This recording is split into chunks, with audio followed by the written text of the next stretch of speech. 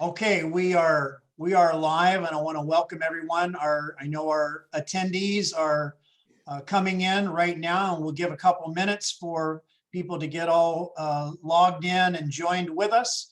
We are very glad that you are joining us for our community forum this evening. Joined tonight, I'm Mayor Blake Enscore with Chair Jerry Hemmingson from the Board of Supervisors. Our Emergency Services Manager Kimmy Scott is here. Our CEO of the hospital, Mitch Hanna, is here. And our Public Health Officer, Dr. Raywalt, is joining us. And so we're going to go ahead and get started. And so if Jerry, do you have just a word of greeting that you want to provide? And then we'll go around and give everybody a first shot at an opening comment before we get into our questions. Yeah, sure. Welcome, everybody. Happy to be here. Hope we can answer some questions that have been popping up. I know everybody's getting anxious to get back going to some sort of normal. It's been a long road. Not sure that we don't have a little bit longer to go, but hopefully some of these questions will get answered and get some idea where we're going. All right. Thank you.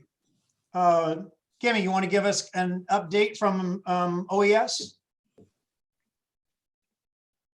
Sure, yeah.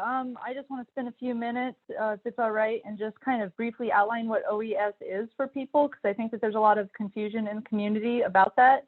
And so the Office of Emergency Services is not a regulatory authority, and it's not an enforcement authority. So I'm getting a lot of those questions directed at my office, and I think that some of the conversation tonight will help clear that up. But what the Office of Emergency Services is we're responsible for preparedness, mitigation, response, and recovery to large-scale emergencies and disasters. And so anytime that there is one of those, we stand up what's called the EOC, the Emergency Operations Center. So typically my office is myself and an admin analyst. But when the EOC is stood up, for instance, right now we have about 45 people working on that. And so what that facility does, it provides support, communication, coordination, focusing on policy guidance, and comprehensive information management and resource management and documentation. So we are really the supporting agency to help everything else that's happening. So, you know, Dr. Raywalt, obviously public health is the lead agency for this event. And so we are really here to support what those needs are. So I'll be happy to take other questions as we get into this. All right, thank you. Mitch Hanna, CEO of Sutter Coast, is with us. Mitch, you want to give just a few words of greeting as we get started tonight? Sure, I'd be glad to. As hopefully you all know, we prepared for the worst case and had a surge plan, which we continue to have in place. But as it turns out, thanks to the conscientiousness of our community and really I think the remote area in which we're located, we've been very blessed with very few COVID positive patients in our area. And actually, effective this week, we are resuming elective surgeries and procedures at the hospital on a limited basis. We want to phase that in gradually to ensure that we have adequate PPE and don't overtax our system. And that is really true throughout the Sutter system. So it's not unique to Sutter Coast, but throughout our system, we're resuming elective surgeries and procedures this week, which I think is a very positive sign. That doesn't mean that we're not going to have some COVID positive patients either here or elsewhere in our system, but we don't believe that surge that we were expecting is going to come anytime soon. And we know that there's a pent-up demand for medical procedures. So I want the community to rest assured that we are segregating any potentially COVID positive patients, and we believe that it's safe to enter the facilities for whatever medical procedures, treatments folks need. Great. All right. Thank you. Dr. Raywalt, most of these questions tonight obviously are going to be fielded by you. But is there anything that you would like to say from an opening remark standpoint, or do you want to just jump right into the questions? Well, I just want to add something on to what Mitch just said about being a remote community, a rural community. I think the consensus is that it's it's been easier for us in the sense that we are so, so scattered and spread out in our living space compared to some place like New York or Detroit. I mean, obviously there's a huge difference. Even, big cities in California like Los Angeles, our population density is much different. So that is a factor. I also want to stress, though, that I think the main thing that made the difference is putting in place everything that was put in place. Stopping gatherings, social distancing, teaching people how to do that, how to take it seriously, staying home. The final measure was the stay-at-home shelter-in-place order. And, I think it's very clear to us in public health, and I think mostly in the clinical world, that has shut the virus down in places like us. And it's slowed it down to a crawl in places like Los Angeles and Alameda and San Francisco. It's become a much more manageable situation. It's not over down there, downstate.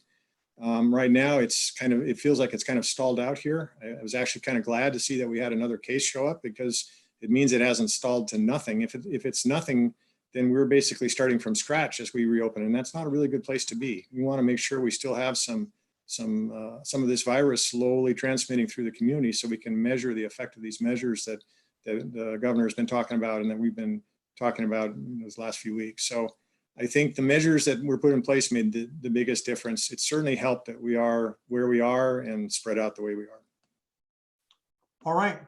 Thank you. Well, let's jump right into this.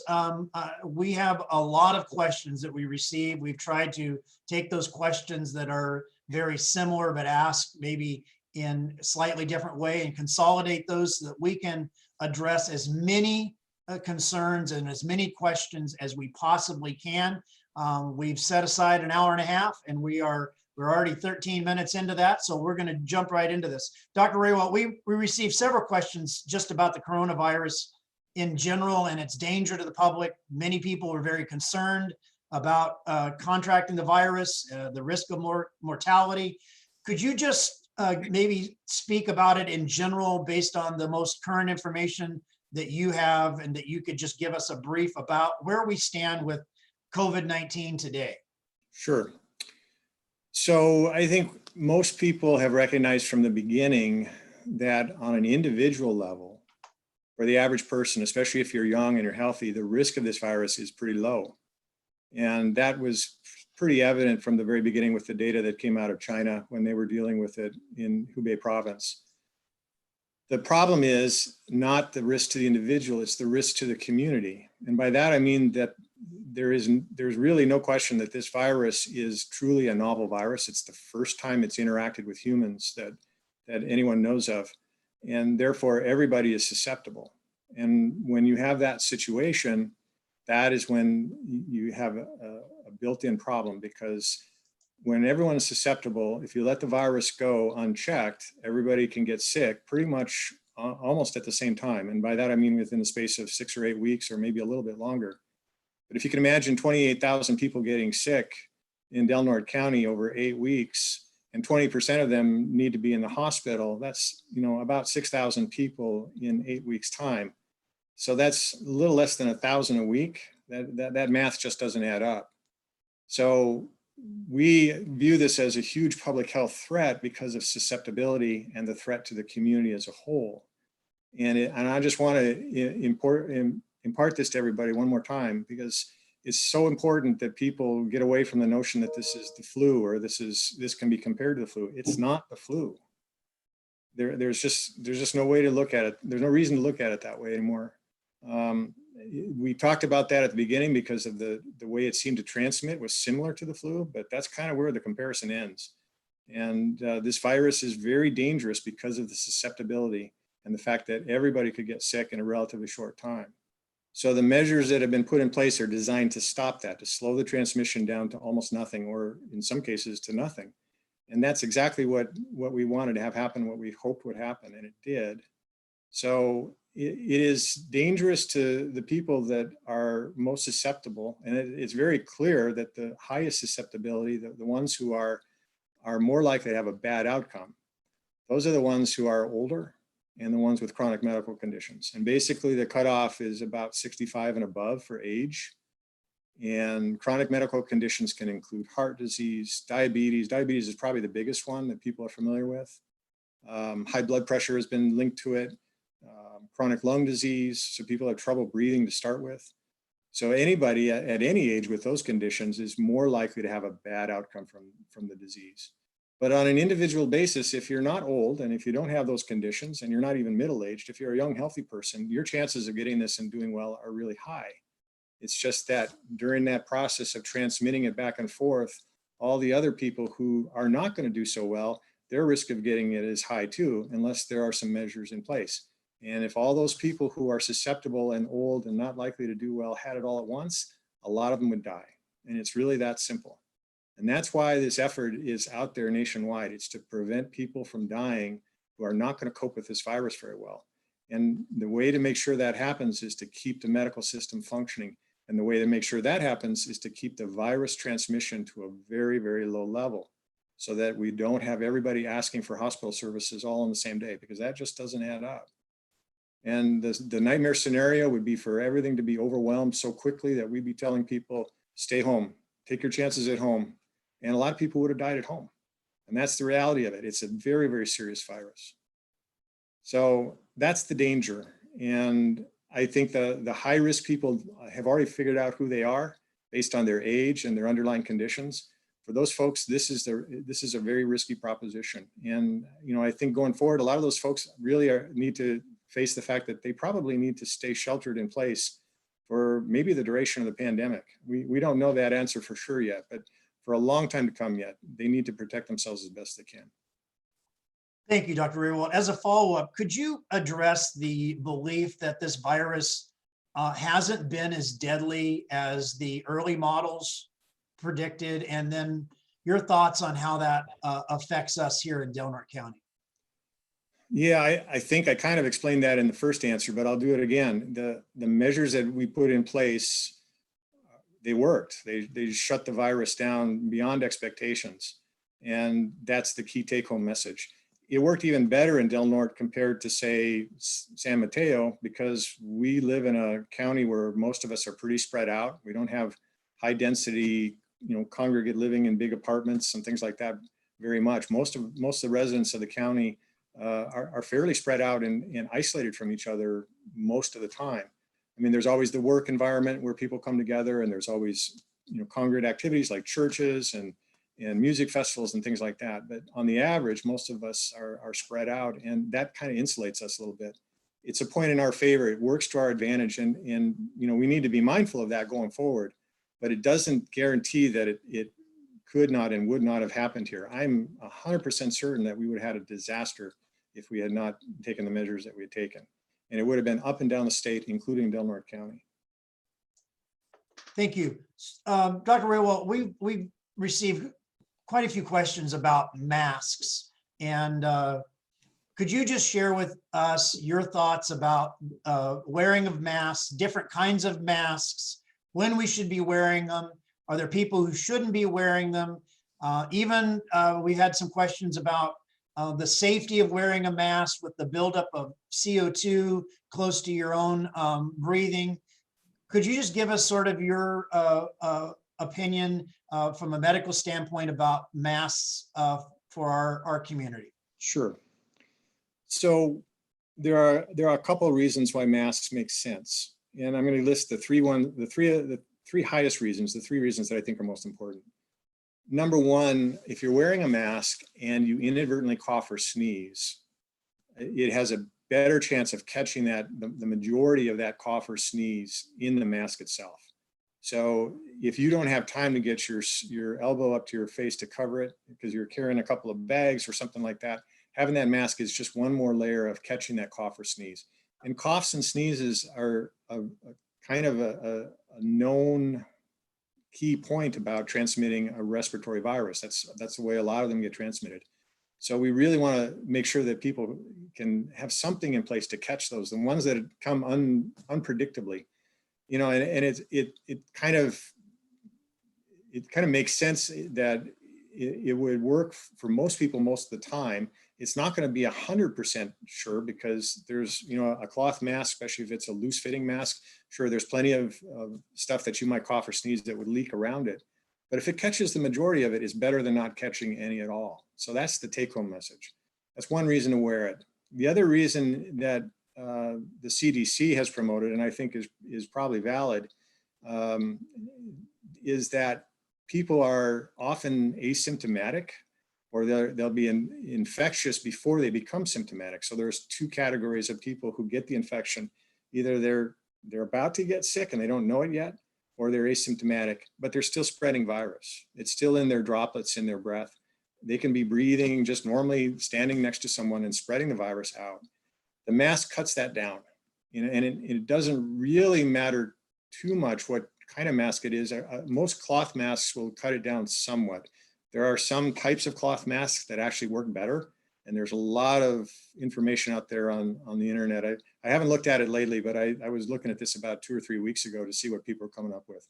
And they were getting very creative, and they were referencing some old studies that had compared masks versus N95s. And we know that cloth masks don't work as well as a medical grade mask. There's no question about that. But they work better than nothing. And that's the key thing. You know, if it's a difference between 60% protection and 95% protection, you know, it's still worth trying to get that 60% working to your favor. So an N95, it works great. It cuts down almost all transmission, both in or out. But if the cloth mask only works half as well as the N95, it's better than not having anything on your face at all. And then the third reason, which I think is almost as important, is that it's just a visual reminder. You know, it's that visual cue that people see somebody wearing a mask. They remember, yeah, I got to step back. I got to preserve my space around that person, and they got to preserve their space around me. Because that social distance space we talk about is probably one of the key reasons that we've had such a good management of this so far in California, is because it was implemented statewide and people took it seriously, and they've been doing it very seriously. And it's really been remarkable to see. If you just cut down that range, the virus is just not going to reach you under normal circumstances. If you have an unprotected sneeze or a cough, it could launch that virus twice as far. But if you're just breathing and talking and moving normally, and you have that mask on and you're preserving that 6 foot of space, you're protecting the people around you, and you're also protecting yourself because you're keeping the distance from them. So those are 3 reasons why masks are important. And I think I still tell people I'm encouraging them to use it. I think going forward, we're going to make it a mandatory law, at least in some circumstances, because we really want to make sure people are dialed into this, that it does pay off and it does make a difference. And then there was another question about, I know this came up a week or so ago, about using some nylon net or nylon stockings to improve a mask. And I actually believe that is true. And it's actually been tested. I think the testing on that was done many, many years ago. But the idea is that if you have some mesh-like fabric around the mask that holds it in place, pressed against your face better, it produces a better seal. And so you improve the efficiency of the mask, and you cut down the likelihood of virus leaking out. So yes, that does work. As to the issue of CO2, I think for most people it's negligible. I don't think that they should worry about it. There are some people who have chronic lung disease where carbon dioxide is an issue. And for those persons, maybe wearing a mask isn't the best idea.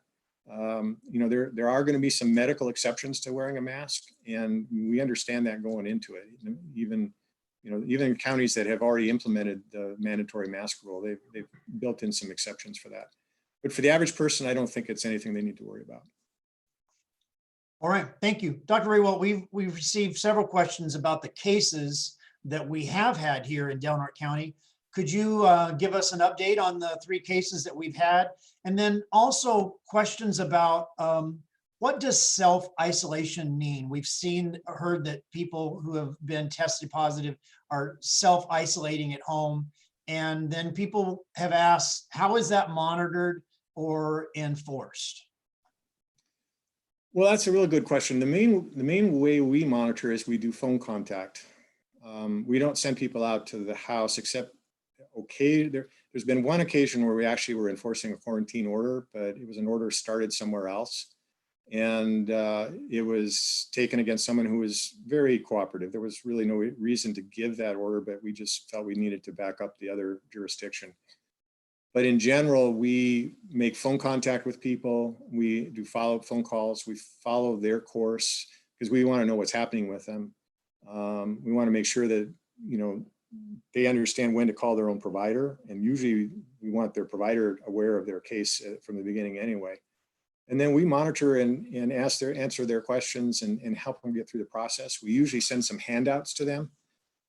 Isolation is basically cutting yourself off from the rest of the world because you're infectious, and as much as possible from other members in your household.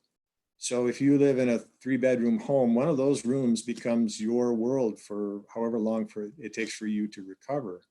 And that is different for different people, but it's usually at least a week, usually sometimes longer, sometimes 2 weeks or more.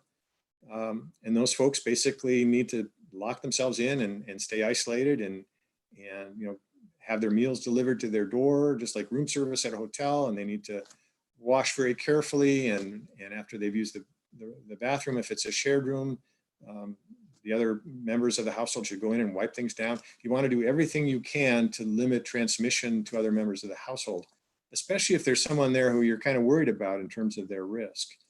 And we know that household contacts can make up a big portion of people who get virus from someone who has the virus, but it's not a guarantee. It's not a given, because there are a lot of household contacts who never develop symptoms and never test positive. So it's possible to make isolation work at home. And it's just that key concept of you just wall yourself off from the world while you're recovering so you don't expose anyone else to the virus. I noticed there was a question here. I think it was about our last case, if the person was a resident of Del Norte County or someone who visited. No, all our cases have been residents of the county. We had our last case, we got information from outside the county, but all our cases have been residents here. And they've all been able to recover at home. So that's been a good thing. Great, thank you. We have Mitch Hanna with us, CEO from Sutter Coast. And Mitch, we've received questions about testing, and specifically a question about the testing of hospital employees because of their potential proximity to cases of COVID. Could you just talk to us about testing as it pertains to the hospital and current protocols that are in place there right now? Sure, and recognizing this has been a dynamic process in terms of our screening protocols and testing requirements, but essentially all of our staff, and this has been the case for about the past month, are temperature checked when they enter the hospital. They're masked, and they are asked to answer 6 or 7 symptomatic questions. And if they exhibit symptoms, then they would be tested. But we are not testing every employee by virtue of the fact that they work in a hospital. As Dr. Raywalt mentioned, and we've had a very, very low incidence of COVID in the county, COVID positive patients, and the exposure of our staff to COVID positive patients has been minimal. And again, we are symptomatically checking every employee when they enter the hospital every day. So in deference to the fact that we still have a limited supply of lab reagents and testing capability, we are testing based upon symptomatic need. Dr. Raywalt, could you just follow up a little bit about testing and the coordination of testing, how public health fits into that with the hospital? And also, we received some specific questions about a concern that was showing up in our local sheriff's logs, where there were terms such as screening positive or screening negative, and people being concerned that those were actually results of tests. So could you just talk to us a little bit about testing and maybe try to clear up that piece for us? Yeah, let me clear up the second question first, because they're kind of they're related, but it's a little easier to talk about that, I think, given how you introduced it. So what happens, the concern is that when a first responder is called out to a house on an emergency call, they want to know, do we need to put on all our PPE? Do we need to prepare for someone who could have COVID-19? And there are different ways of doing that. One of them is to have a list, kind of a secret encrypted coded list that only a couple people can access, and then they can check the address or the name of the caller, or more likely just the address, to see if it matches anyone on the list who's known to have the disease. That's done in some jurisdictions. I don't have a lot of confidence in that because it requires that the list be kept up to date. And it is nice to have a list like that, but if you need it the most and it isn't current, then it doesn't help you very much. So what we've come up with in this county, at least for now, until we're shown a better way, is that we're asking dispatch to inquire about COVID-19 and basically ask symptoms. Part of the question used to be travel. I think it's still on there, but that's not the main thing. We asked a whole series of questions about symptoms consistent with COVID-19, or whether the person in the house or someone in the house was told they had COVID-19, or somebody was being tested for COVID-19 and the results weren't back. So if any of those questions come out positive, then that's a positive screen. And that's an indicator that the dispatch tells the team, you better put on some personal protective equipment because you don't know exactly what you're getting into when you arrive. If they screen negative, then it kind of takes the heat off the first responders. And they usually still inquire at the door just to double check, but they feel a little more freedom about going into the environment because it's less likely that they're going to get exposed. So the screening positive, screening negative is a dispatch tool. And I still think that's the best way to do it, because it's as long as they're doing it consistently and people they understand what kinds of questions are being asked and they answer clearly, I think we're going to keep our first responders safe.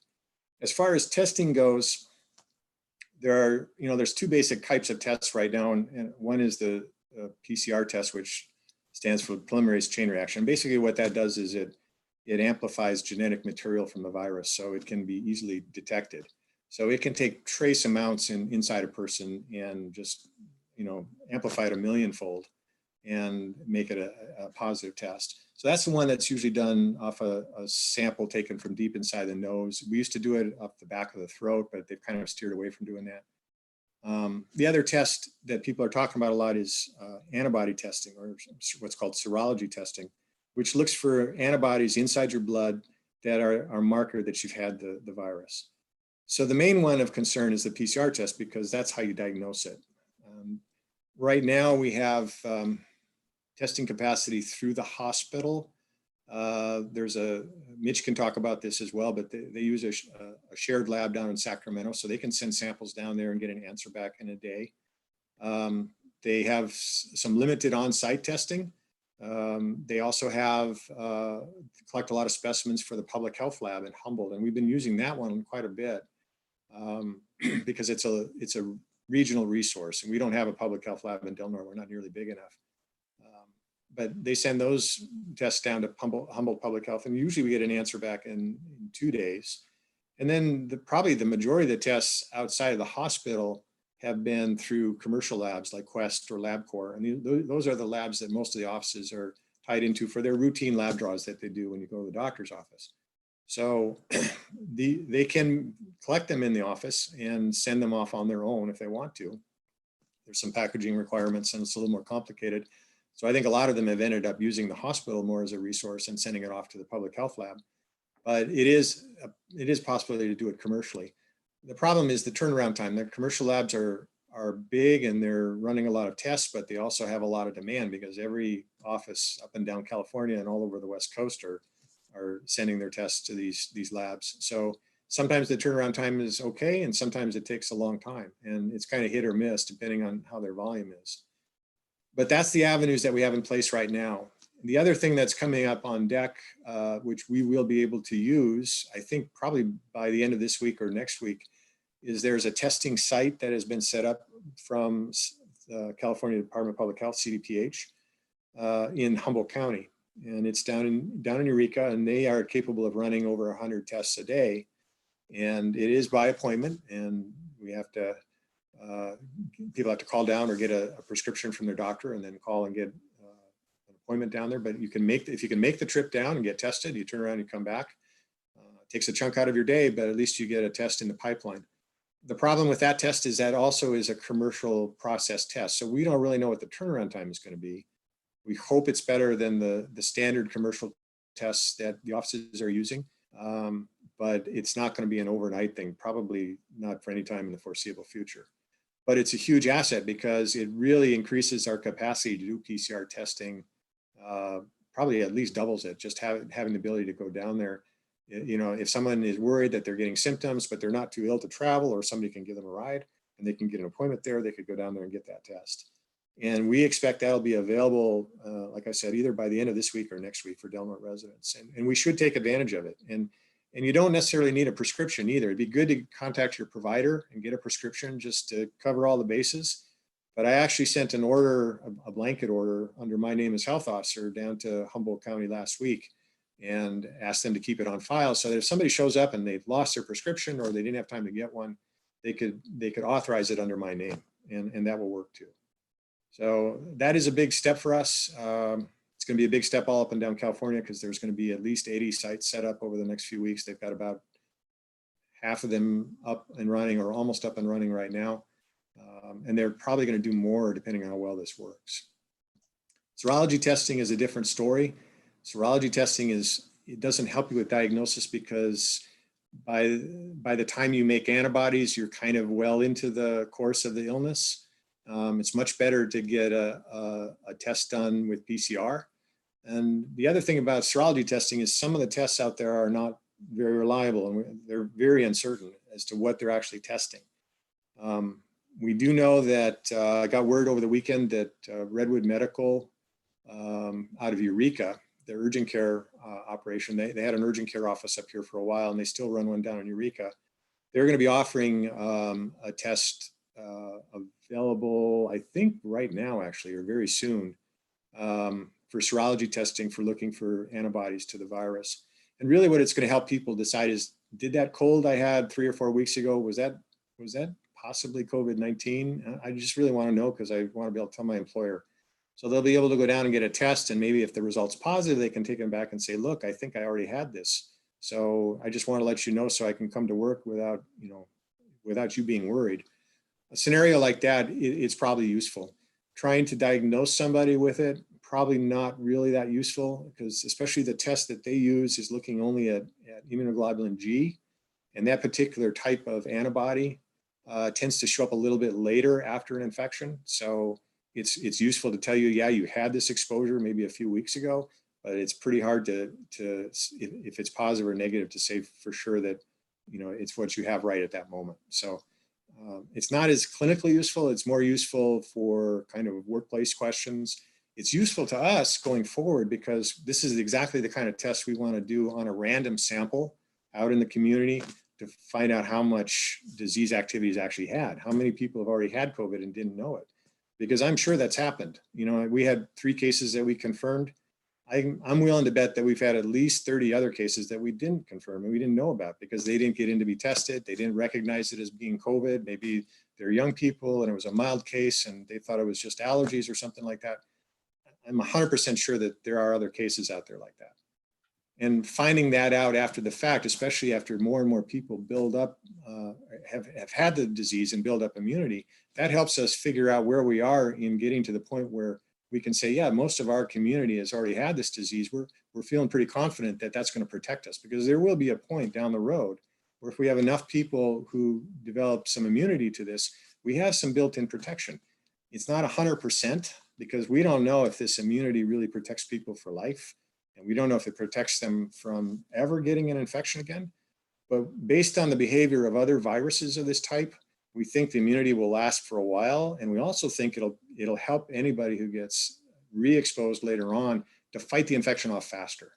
So if you had maybe flu symptoms the first time you were exposed to COVID-19, you get it a year later, maybe it'll just be like a cold and you'll brush it off in a day or two. It'll be much easier to recover.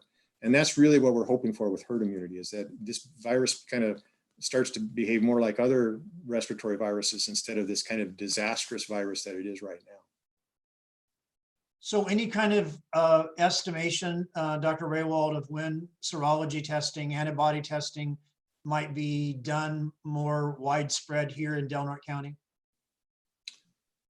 I really can't say today. I would love to have the ability now, but I think knowing what I know about the tests and their capabilities, it's a little bit questionable to try and do sampling right now. And part of the reason is it's a technical one having to do with the ability of the test to be reliably positive. And if that ability is not close to 100% and your disease activity in your community is very low, it's very, very harder to interpret the results.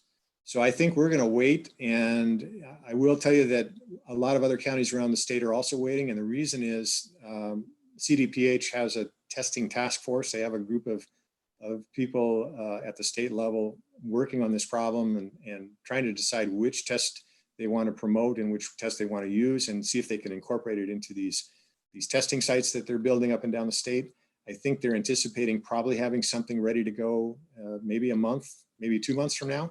And I think that would be fine, because if we get a snapshot of where we are anytime this summer, it's a good place to start from. I don't think we're going to be close to 70%, immune or anything like that anytime soon.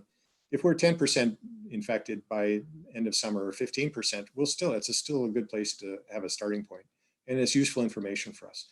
And I think whatever happens we're going to be assisted by the state. It's going to be a statewide project, and I think that's what we're all planning on. Great, thank you. Let's give Dr. Raywald a break here. Jerry Hemmingson from the Board of Supervisors is with us. Jerry, we know that the county has been working on a lot of different fronts. Couple of the questions we received were about working with the transient and homeless population. Could you maybe give us a little bit of an update of some of the things that are going on that front?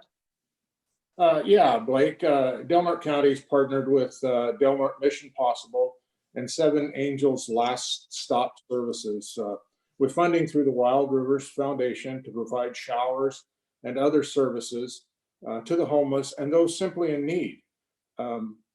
Since other services were curtailed due to the shelter-in-place order, we've contracted with a local hotel to provide the facility and toiletries, and the nonprofit partners provide support. The County Health and Human Services Department is available to assist with other services. And to date, we've served individuals, families, the elderly. I don't have numbers, but a number of all of those. Additionally, the Del Norte Health and Human Services Department, through the Office of Emergency Services and the Public Health Division, as a precursor to the possible implementation of Project Room Key, has solicited local hotels to determine interest in sheltering the homeless during the declared emergency. Through the Office of Emergency Services, coordination with food pantries and the True North has resulted in the distribution of food to vulnerable population. This was initiated very early in the emergency, and has seen continuing success along with available supplies. So we've been doing our part, the best we can as these needs arise. I don't have much else to add. And I think you're on mute there. Yeah, thank you. Sort of a connected question that's also been asked about transients and out-of-state people, RVs and so forth, and maybe seeing an uptick of people who are here. And I guess that the thing that I would just say from the city's standpoint is we have put parking ordinances in place. County has done some of similar things, and we are doing our best to enforce those things. We didn't shut down our borders. We can't say to somebody because you have Nevada plates that you're not allowed in Del Norte County. But if people are parking and they're leaving their vehicles for an extended period of time, we're coming along and we're identifying those things and telling people, this is what the municipal code says, and you can't just stay here. So I don't think that we've done anything differently from a city standpoint in addressing this that we weren't already working towards. But I think it's important that the public understands that we can't just all of a sudden decide because somebody has out-of-state plates that they can't be in Del Norte County. And so, I don't know if you have anything else, Jerry, but I just wanted to let people know that we're doing our best to enforce the codes that we have in no different than we were doing before this all hit. Yeah, well, I think, the travel restrictions with essential travel, limitations, and with really no places to stay other than you were talking about RVs and things like that. It's pretty difficult to control that activity. But, to the best possible way that we can do it, as the sheriff or the chief of police will enforce those types of things, then that's what's going to happen. All right, thank you. Dr. Raywell, we're going to come back to one of the biggest questions, I think, on everybody's mind, and that is basically, when do businesses get to reopen? So I'd like for us, if we could, sir, if we could begin with we have a lot of questions about short-term rentals, hotels, motels, vacation rentals. What are your thoughts about when those might reopen? Any specific protocols that you think will be necessary for short-term rentals to reopen? This was one of our most popular questions. So could you give us your thoughts on that? Sure. So in general, reopening for health departments and health officers, people have been working on this. We've been trying to focus on risk. And I'm going to just talk a little bit in general about that before I talk about vacation rentals, because they're linked, but it'd be good to know what we're talking about before I try and describe that. So there are definitely kinds of situations people find themselves in where their risk is higher for getting a virus transmitted. And I'll use as an example, I'll use a couple examples. There's two broad categories. There's large groups of people spending a lot of time together in an enclosed space. And then there's small groups of people that are face-to-face in an enclosed space, spending a fairly long period of time. So you go to the barber, you go to the chiropractor, you're probably working with them in a closed space, face-to-face for, 20 minutes, half an hour, maybe longer. Same thing with a stylist, a tattoo artist. Those kinds of close personal interactions, those are by definition higher risk, because we know that time is a factor in how likely it is that someone's going to transmit the virus from one person to another. Time and distance.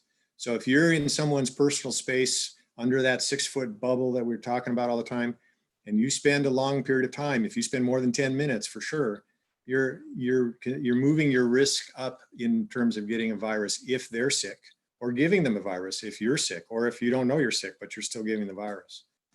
So if you use that principle, that's how we are kind of stratifying various businesses. So those businesses I just mentioned, and we could add to that, say, a church. You get a bunch of people in a church to have a service. They're sitting shoulder to shoulder sometimes. Their pews are pretty close together.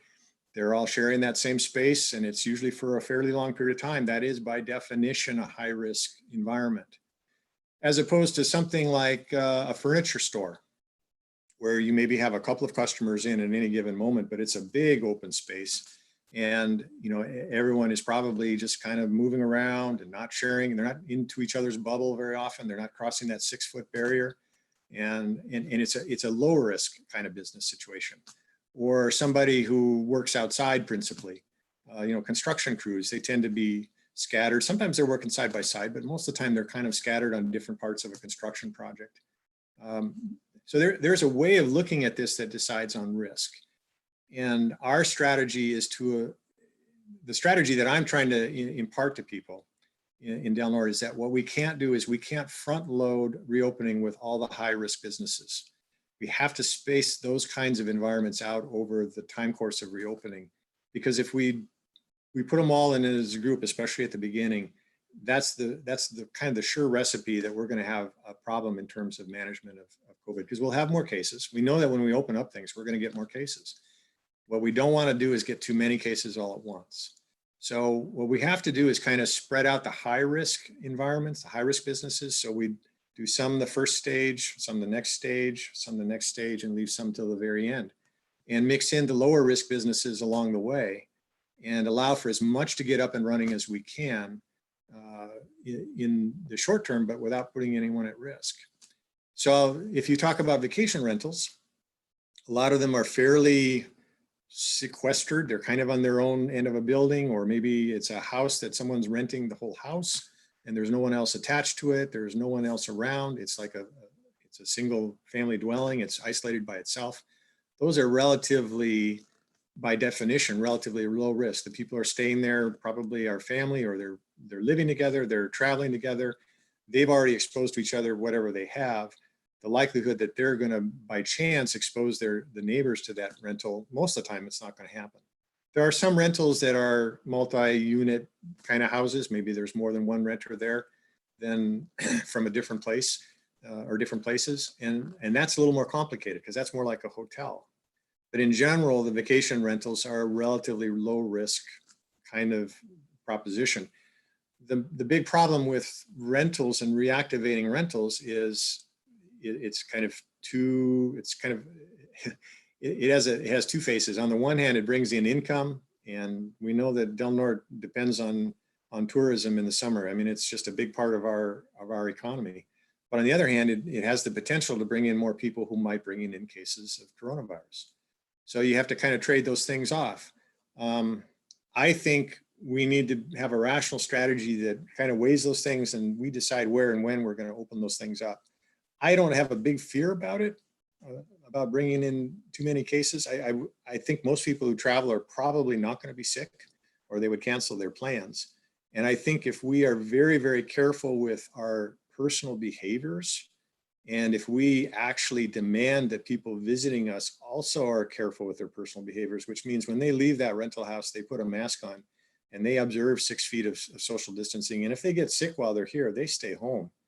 We just have to impart that to them, that that's the rules for coming to visit in Del Norte County. I think that the risk is manageable. And I think in the not too distant future, we'll be able to make some recommendations for folks on how to configure their vacation rentals. You know, can they leave them vacant for a while? Can they get a professional cleaner to come in? Can they allow some time for the virus to naturally atrophy and die off between renters? Do they have to book every weekend? There's a lot of questions that go into deciding on a business plan for every business. And I'm using the vacation rentals as an example because we're talking about it. And that's the kind of questions I'm going to want them to answer. And we really want people to start preparing for this and thinking about it and actually coming up with some plans on their own that we can look at and say, yeah, I think this is going to work. Or no, you need to think about this in addition to that. We are trying to craft some documents to help people do that. We are looking for some guidance from the experts at the state and the federal level. There is a lot of information out there. There's a task force in this community that's working on this very problem, even as we speak. And we're making some progress. But I don't have a timetable, and I don't want to mislead people who are thinking we have a timetable set up for anything. We just need to understand the basic principles that we can't bunch together all the high risk businesses at once. Some of them are going to have to wait, and figuring out how that works is going to be a challenge. And it's going to involve a lot of people.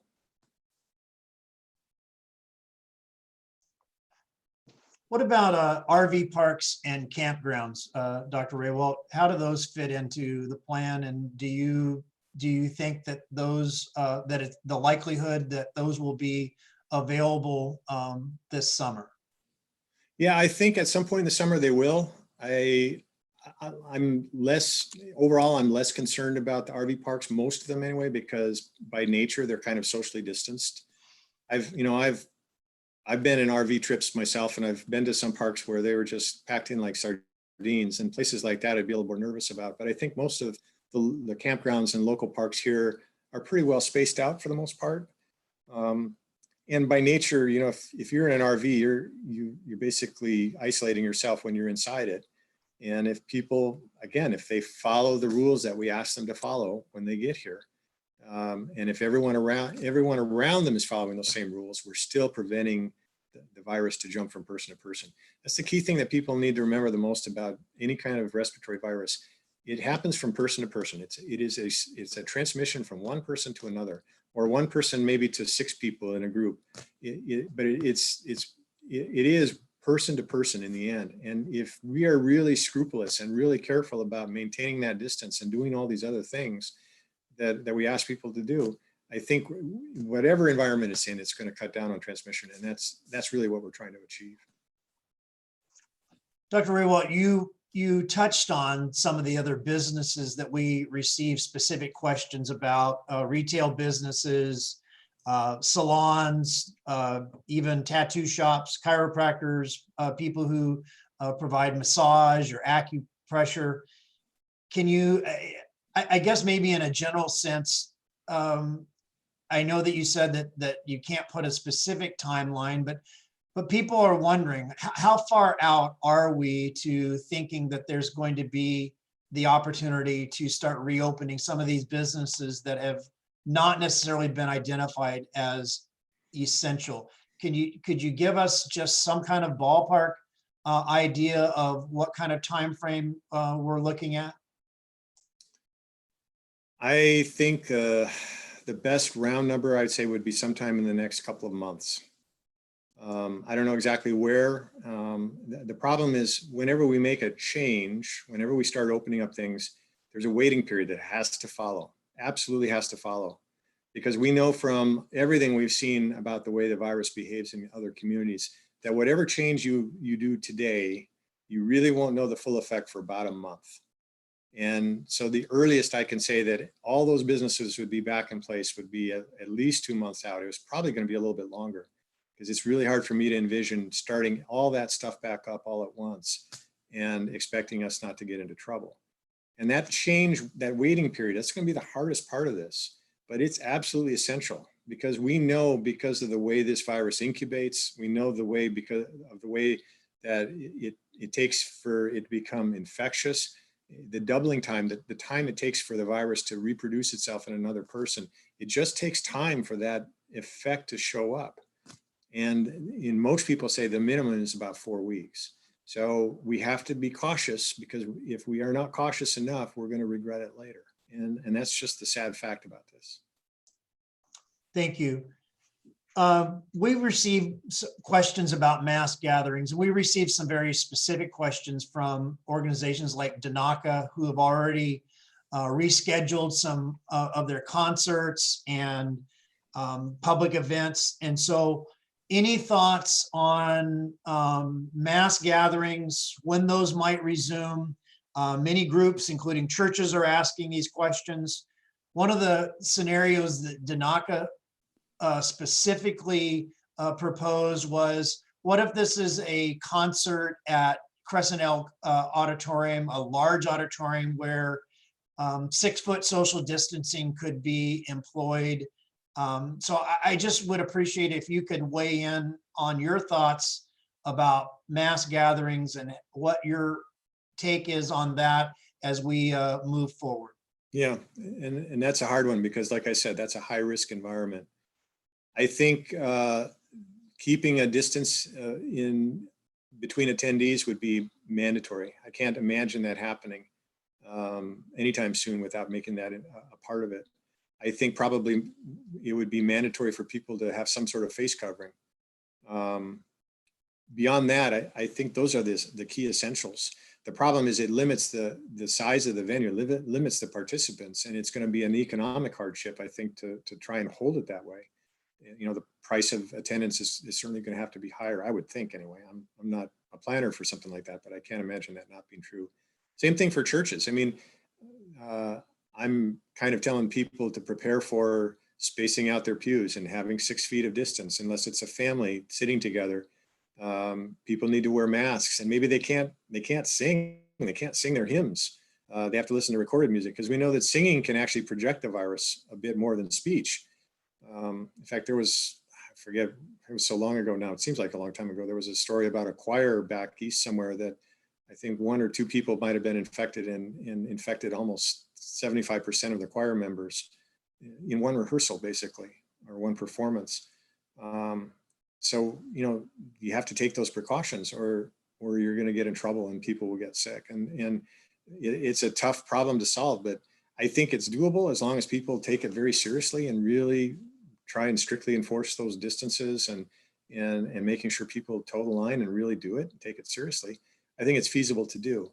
It's just, it's going to be a challenge. And that's the hard part for people to get their head around is this is going to be a lot of hard work. And it's just going to seem like it's all for nothing, but it's not for nothing. It's really to prevent people from dying needlessly. And we just got to keep remembering that we're trying to protect the elderly principally and the people who need our help the most, the people who live with chronic illness, because those are the people who are going to get in trouble fast if we don't do this right.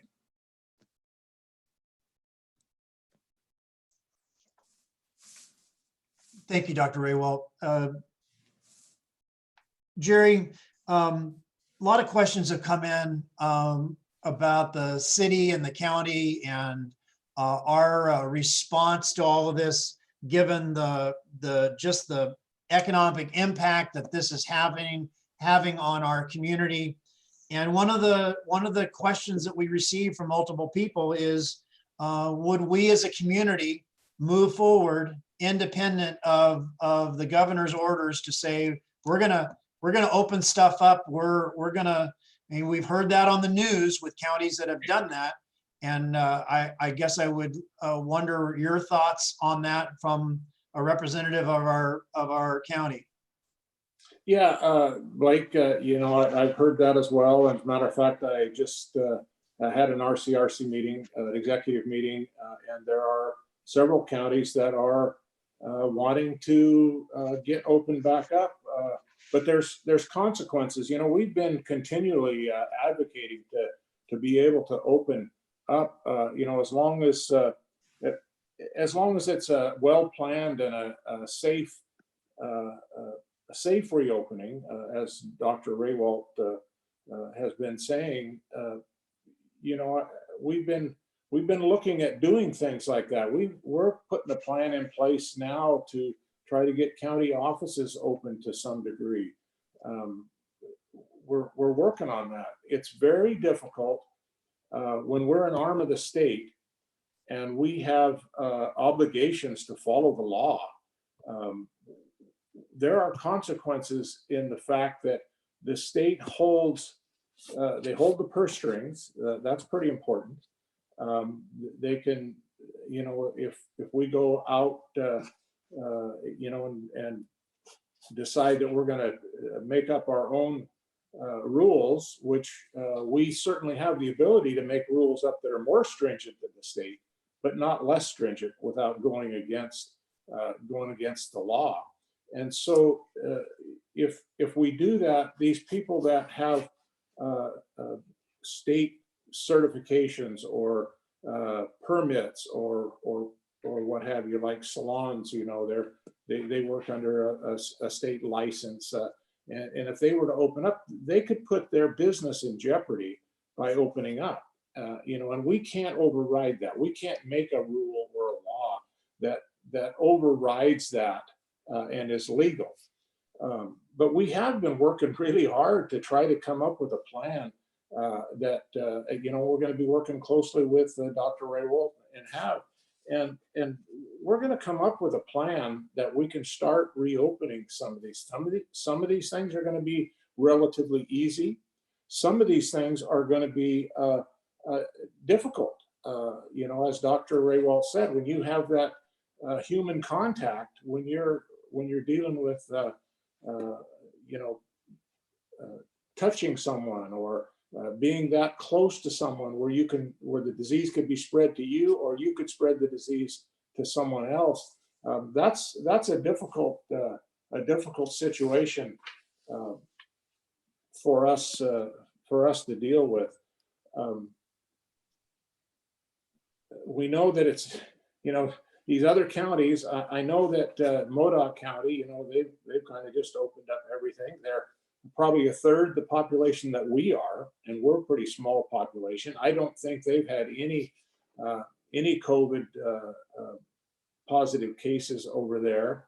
And their land mass is much larger than Del Mar County. You know, similar to Trinity County. Trinity County is huge in land mass. They've had no, you know, no COVID virus positive tests. So those counties like that, you know, I don't know what the governor's going to do. I mean, I don't know what the consequences are going to be. You know, recently he was going to put down an order to close all the beaches in California, and we pushed back a little bit. You know, as well as a hard closure for the state parks facilities. That's a tough one. You know, and I understand why they're doing the parks, because you know, they don't want to attract that movement of people from areas that are that have the infection and bring it into an area that doesn't. Although, as Dr. Raywald said, you know, those camping places are spread apart pretty good, and probably not much chance that they're going to spread it around. If they're sick, they're probably going to stay home. And you know, fortunately, the governor saw the light in not closing all the beaches, just closed the beaches in Orange County, which that makes a little bit of sense, because they were really getting, you know, millions of people on the beach, where we might have 2 miles of beach and 20 people on. You know, I mean, the opportunity for social distancing is pretty easy. Early on in this process, we had a request by state parks to close Walker Road. And so, to, you know, be good neighbors and want to work with them, we closed Walker Road, and you know, and then with the parks closing the rest of the stuff, there wasn't that much activity, and we've got a lot of response from locals who said, you know, hey, you know, I'd like to take my family, we recreate there, we'd like to drive out that way, you know, if it's just for a scenic drive. So we did reopen Walker Road, and we don't think that was going across the boundaries of doing anything unsafe. We want our local community to go out and enjoy the areas that they can, but we are advocating to come up with some reopening plans, and so that we can do that safely. You know, like I said, some are going to be much easier than others. Some of them are going to be a little more difficult, and they're going to, you know, as Dr. Raywald said, some of those may be 2 months or more down the road, and that's going to be uncomfortable for a lot of people, and it's going to hurt a lot of businesses. And I don't know how to deal with that. I mean, I don't know what we do about that, unless the governor is going to come up with more funding or something to help these businesses out. I'm hopeful that we can do this and we can move forward. You know, I would say 90% of the businesses in our community depend on that summer influx of people to keep their business going the rest of the year. You know, we have to make our money in 4 or 5 months out of the year to sustain us for the rest of the year, and we're not going to see that this year, and it's going to be devastating to this community. And we're going to do everything we can, you know, to ease that pain. I just don't have all the answers yet, and time will tell. Thanks, Jerry. I will just weigh in just really briefly and echo what you've said, but also that I do believe we need to be advocating at the state level that one size doesn't fit all. I absolutely believe that that's true. But I also believe that there is another concurrent truth, and that is that we should only be advocating for that which our lead medical professional is guiding us to advocate for. I think that we need to continue to follow the leadership of Dr. Raywald. I appreciate the input that he provides to us on a very regular basis. And I think that if we're going to advocate at the state level, it needs to be consistent with what our local public health officer is telling us that Del Norte County needs to be doing. And if Dr. Raywalt gives us guidance as council members, as board of supervisors, that we should be going to the governor, to our representatives and saying, this is what we should be doing, then I think that's, from my standpoint, that's where we need to be taking our cue. That's where I'm going to take my cue and certainly encourage other leaders to do the same. I think that's really an important message that we need to give of solidarity of our public health officer and his leadership and his responsibility. He bears the responsibility of protecting the health of Del Norte County. And I think we need to respect his responsibility and respond to his leadership. Yeah, I would agree with you 100%. I get so tired of hearing it and saying it, that the one size does not fit all. And closing the beaches was a perfect example. And I think it was just, I could go on and on about that, but it's those types of closures that make absolutely no sense and actually make things worse rather than better. Those are the kind of things that we need to keep an eye on. There's a lot more of those types of things we can do. But we've got a tough road ahead of us, and we're going to have to be very creative in this, in opening up these businesses safely. And we certainly want to help everybody we can do that safely, along with the help from Dr. Raywalt. I agree. Thanks, Jerry. Let's go back to CEO Hannah and maybe Dr. Raywalt kind of in tandem here. We've heard that there's a possibility that we may see a surge later on this year. Could you talk to us maybe, Mitch, first about what the hospital is doing? And we know that you mentioned early on that you prepared for the surge that we haven't seen yet. What's the hospital's approach to going forward with the potential of seeing a surge later this year? Sure. So the system-wide, we ramped up about a month ago in terms of supplies, equipment, purchased more respirators, cots, tents. You've seen tents out in the parking lot. And actually in this county, we've been very blessed because, we've had the cooperation and collaboration with the county, which has been tremendous. So it's not by any stretch of the imagination single-handedly Sutter Coast. But we have, a plan in place so that if we should ever see a surge and then, fall or winter next year, we've got general and acute beds that we could convert to more critical care beds. We have equipment that we can utilize to support those needs. So I'm confident that, should a surge arise, we'll be prepared for it. Thanks, Mitch. Dr. Raywalt, your thoughts about the possibility or potential of us seeing some kind of surge later on this year? Yeah, I think it all depends on how we reopen. And that's the kind of the key take home is if we do too much too fast, we're more likely to create a surge. There's a lot of computer modeling about how this virus is expected to behave. And a lot of it is kind of dependent on some things that are hard to really describe to the computer. So the models can be kind of up and down depending on how the data is put in or how the presumptions about the data are put in. But I think it is reasonable for us to prepare that we could see a surge because, of even just a simple like a local outbreak.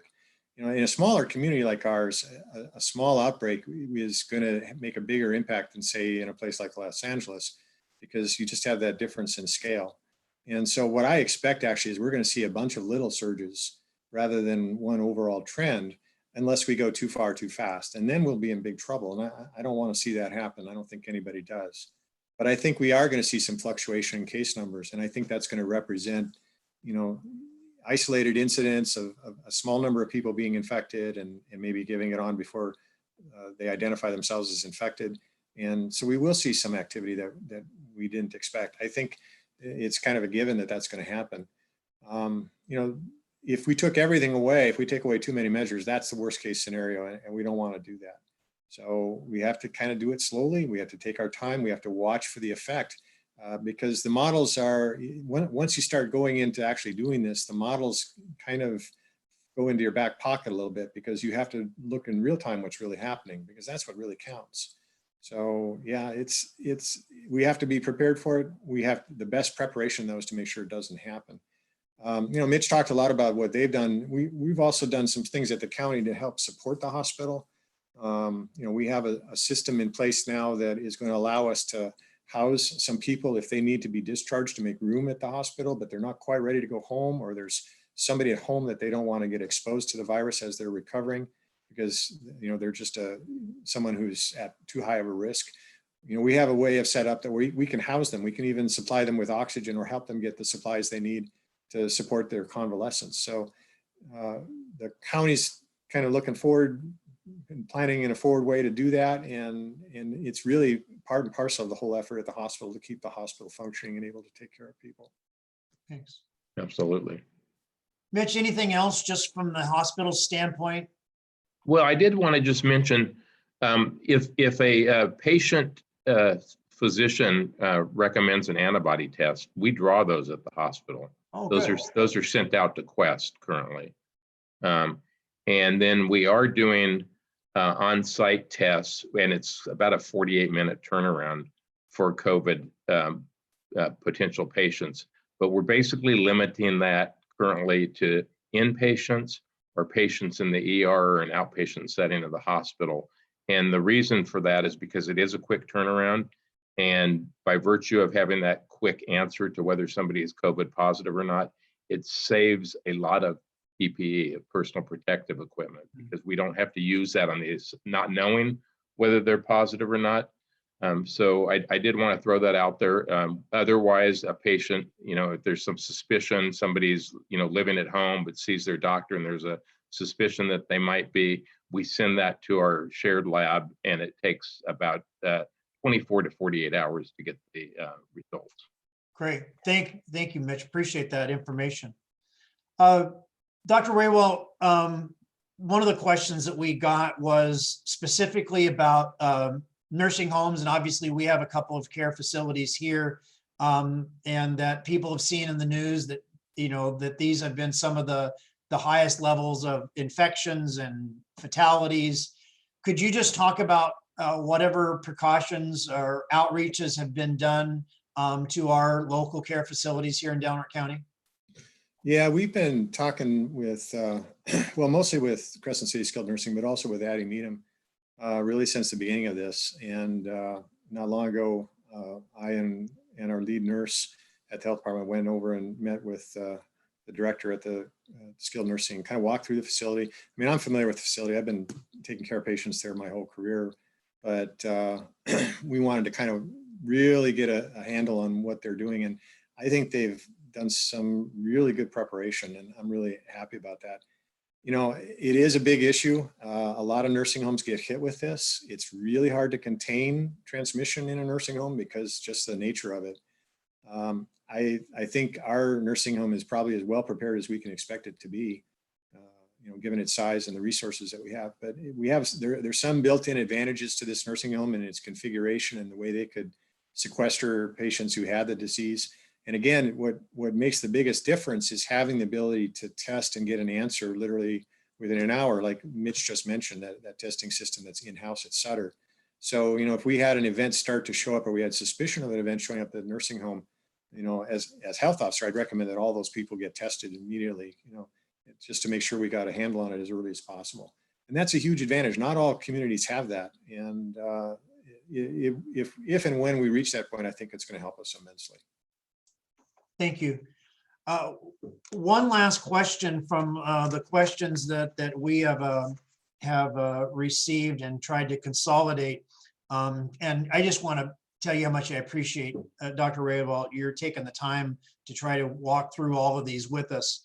A question came to us about the mental health of our community. And I guess the question was sort of framed with the stress and anxiety that has come because of COVID and the maybe even PTSD type symptoms of people who've been quarantined or worried about work, or all the things that maybe have come from a mental health standpoint, and just your thoughts from a public health standpoint, as well as maybe the Department of Health and Human Services, what kind of outreaches and resources might be available to our community going forward for people who just experience stress as a result of this that maybe they didn't have before? Yeah. Yeah. And we've all kind of been planning for that because, you know, a pandemic is it's a major event in everybody's lives, and it creates stress for everybody. You know, we have all the usual services still available.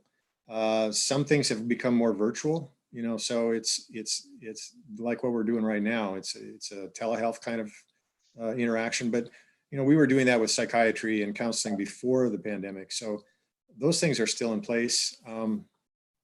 I think people just need to be mindful that if they need help, they need to reach out. And, you know, health and social services is a great place to start. County mental health is a great place to start.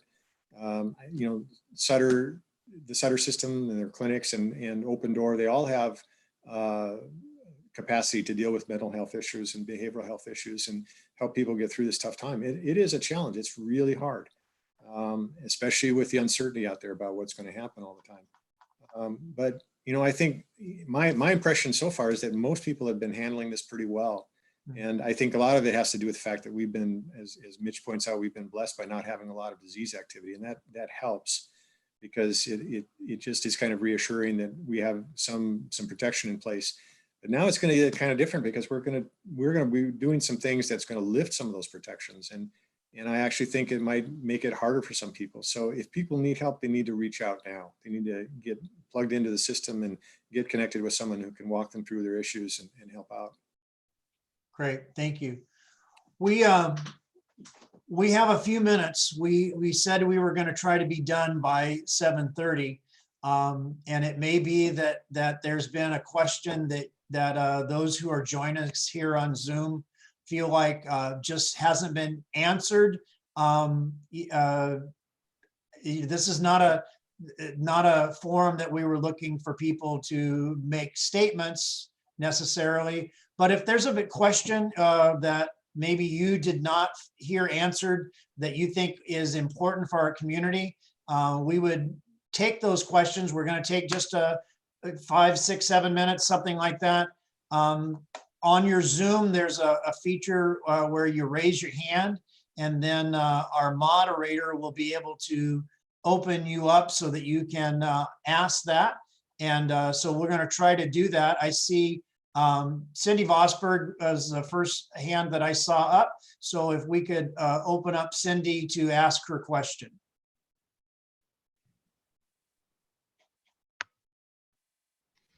Hi, everybody. I was just wondering, with the governor's announcement that he would be opening some retail this coming Friday with some limitations and social distancing, how will that affect us here in Del Norte County?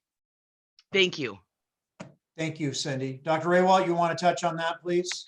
Yeah, and I'm glad you asked it, because this has been a hot topic all day. I was on like 3 conference calls today that talked about the governor's announcement. And unfortunately, his announcement's a bit confusing, because in one breath, he's kind of saying that these things may start on Friday, but he doesn't really give the details. And then another part of his announcement, he talked about how health officers and county boards were going to have to sign off on some sort of attestation, and we haven't even seen that yet. So his announcement it was good to hear, but it didn't help us very much in terms of planning, because we need some more detail to actually look at what the intent is and what we're going to have to produce. I think we're going to be working pretty hard this week trying to figure this out. I expect we're going to get some more information maybe by tomorrow, but certainly by Thursday. And I think we're going to be doing a lot of digesting of what the governor's expectation is and what the state health department's guidelines are going to be, and then putting it all together and trying to get it ready to go as soon as we can. I don't think anyone should count on anything changing very much on Friday. I think his idea was that some businesses would be able to do curbside sort of delivery. So, you know, you call ahead, you order something, they find it off their shelf and they package it up for you and leave it at the door. something to that effect. I think that was the intent of that portion of his announcement. But I'm not 100% sure because I think it left a lot of people a little bit confused. Like I said, it was an encouraging statement, but it didn't give us enough detail to make a lot of sense out of it in terms of planning. So I think people just need to stay tuned. Great, thank you. Thomas Barnes, Tony Barnes has got his hand up. If somebody could cue him, please, your question.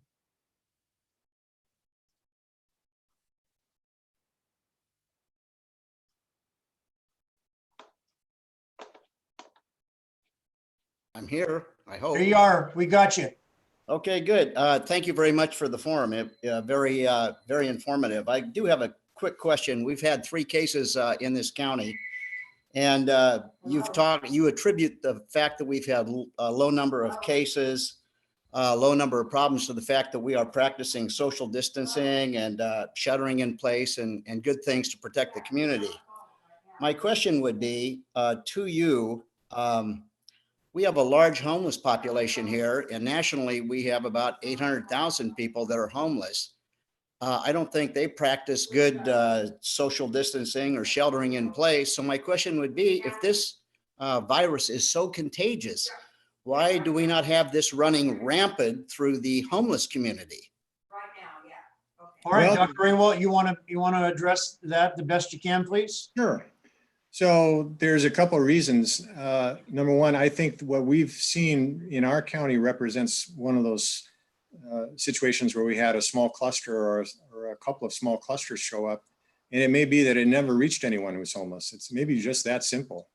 I fully expect that someday we're going to have homeless people come down with COVID-19. I don't think they're insulated from it by any means. In fact, it's kind of one of our chief concerns about homeless people and the resources that they have or that they lack in order to do a good job with this.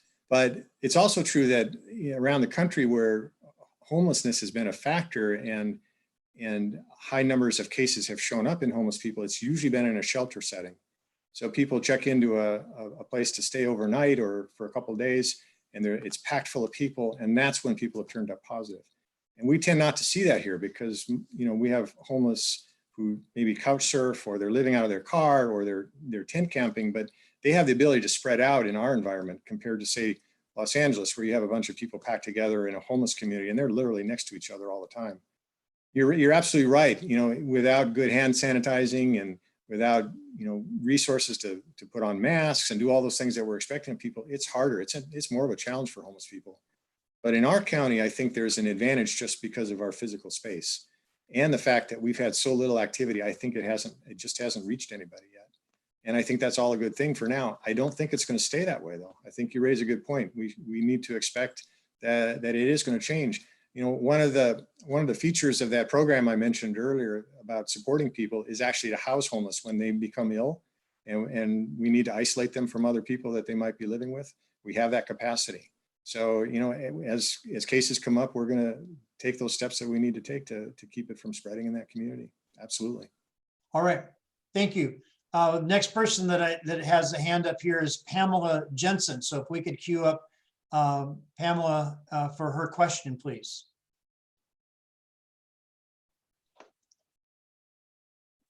Hello? We can hear you. Okay, my question is, we own an RV park and the quarantine, what is the determination of what quarantine really means for those staying 30 days or longer? I'm not sure what your question means. Are you asking about what is the status of someone staying 30 days or longer? Well, we have some residents that came in and they're in quarantine, but there's people complaining that they're going out and without masks on, but only within the RV park. And so what is the interpretation of quarantine and what does that really mean? Well, if someone's staying for a long period of time, the rule about the vacation rentals and parks really doesn't apply to them, as I remember it anyway. The 30 days or longer, they become sort of a temporary long-term resident here. Now, if they become Okay. symptomatic, they should quarantine themselves. Of course, They of should get course, checked out. You know, if there's any question, they should isolate and quarantine. of course. Okay. So then we're good. Okay, I understand. I think so. Yeah, if they're a long-term resident here and they've planned on, and they've been here for over 30 days and they're staying longer, you know, from our perspective, they've already, especially if they haven't been sick, they're not any higher risk than anyone else. The main issue with hotels and vacation rentals and campgrounds is this idea of traffic from out of the community coming in and people coming in who are sick or maybe potentially sick and don't know it and bringing new cases to us. Because I we're trying to understand. discourage that. And I think everybody understands that. Yes, thank you. You're welcome. All right, thank you. Next person here on my list I see is Michelle Adams. So if we could queue up Michelle for her question, please.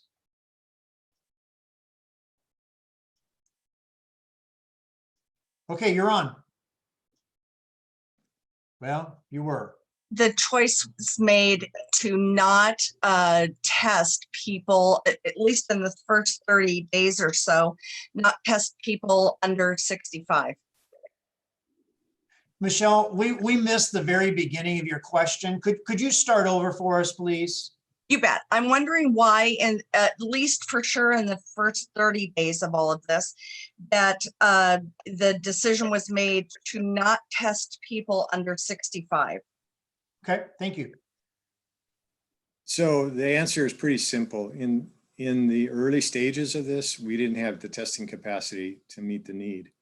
So we were trying to guide, and the guidance came from the CDC, it came from CDPH. We were trying to kind of direct people to that guidance all the time, trying to stay on track with what the experts were telling us. But it was really driven by our local resource, and we did not have the testing capacity to test very many people. And, you know, I remember sending bulletins out to providers' offices telling them, you know, probably the best strategy right now is unless someone is telling you, yeah, I'm sick and I need to go to the hospital, ask them to just stay home and see how it goes, see how their symptoms progress. And that's the reality of it. The testing capacity 30 days ago was like an eternity ago because it was very different. And it was hard. It was a tough time. It was a scary time, actually, because I was really worried that we were going to miss cases who needed to be tested. And, you know, there probably were some people out there who should have been tested. Lots of people out there should have been tested. If they came in today, it would be a very different story. So, yeah, you're absolutely right. It was a tough call, but it was really based on the availability of testing that we had at the time, which was very limited. Okay, thank you. We have had a hand up that's just listed as fire, but the hand's been up through our whole thing. Is there somebody there that had a question, or is that an inadvertent hand up? If so, tell us who you are and then give us your question.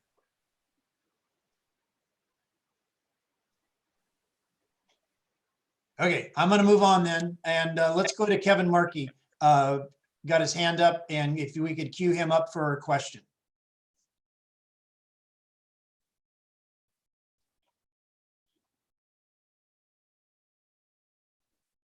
Hi, can you hear? We can. Okay. Hi, as a local childcare provider, I just have a question about the response to one of the salon owners on it, you know, even if she had a mask, she could be spreading the illness to her.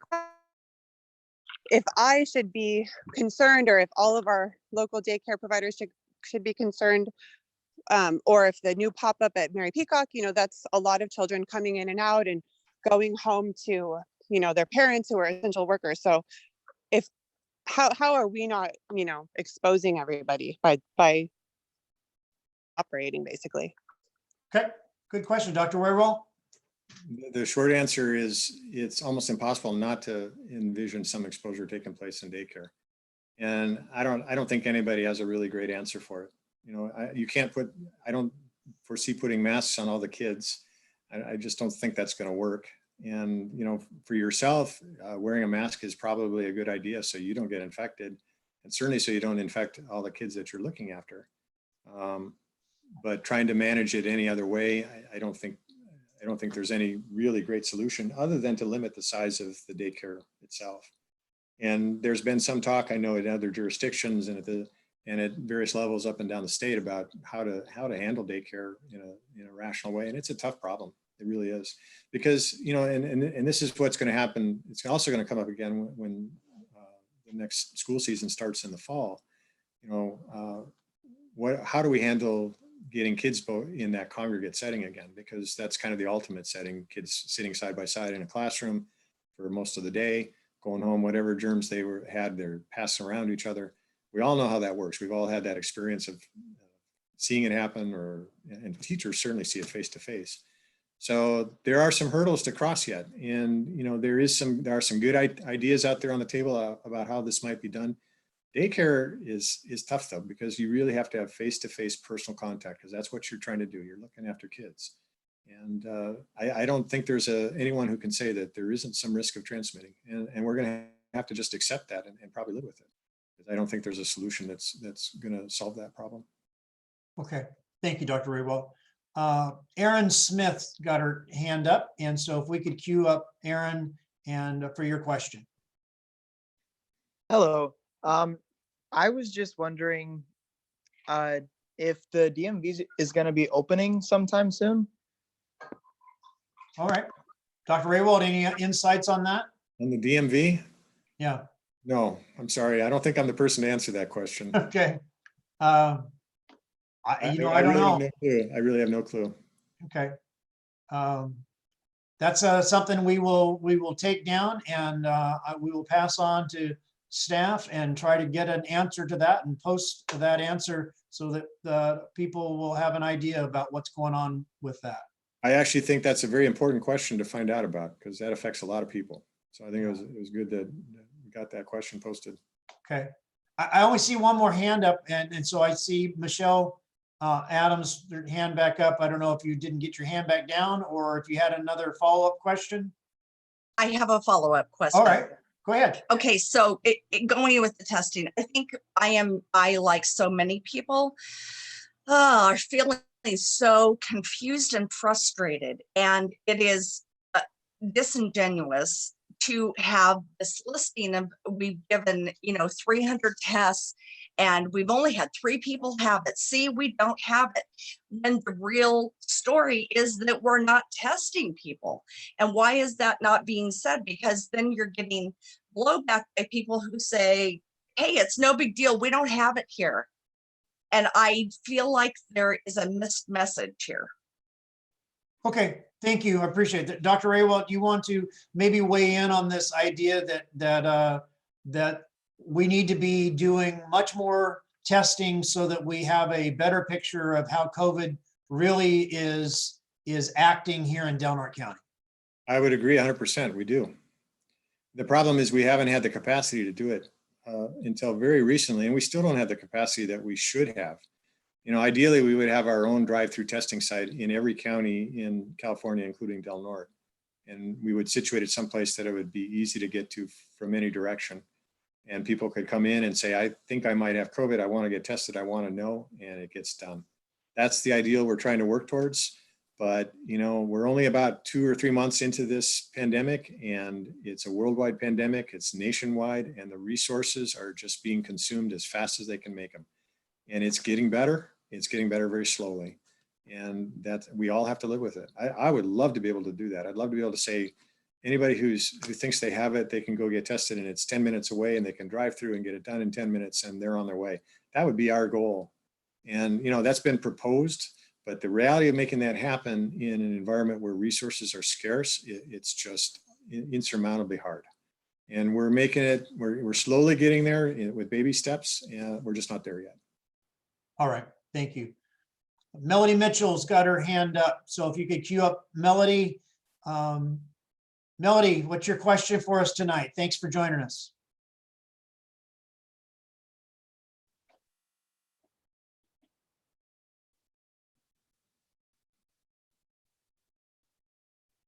We can't hear you, Melody. Are you still there?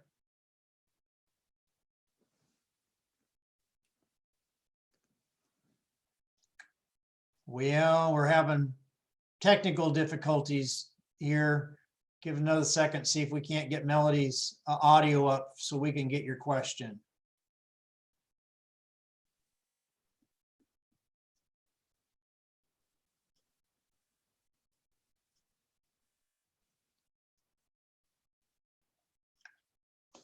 Well, we're not getting you, Melody. I'm sorry. We'll keep trying. Why don't we, while we're trying to see if we can't get through to Melody, why don't we go around the group to our panelists here? I appreciate everybody. I appreciate the public, number one, joining us and allowing us to try to do our best to communicate with you. Maybe we can go around and any final words that you would like to share this evening. Jerry, how about we start with you? Anything that you would like to share as we wrap this up tonight? Yeah, well, I just want to say economically, this resiliency committee, Holly went, I'd like to give her thanks for doing what she's doing, getting businesses in touch with Self-Help National Credit Union. A great group.